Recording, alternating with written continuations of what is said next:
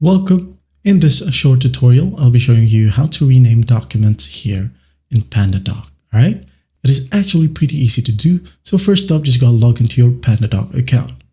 Now, you could do it here under your home, okay, or home section. Just go ahead over to the three dots of the specific document that you would like to rename.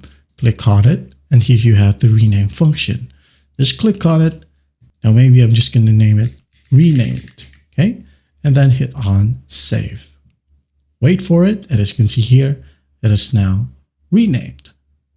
You can go ahead and rename all of your documents from here, or go ahead over to the document section and do the same. All right, rename. Hit on save.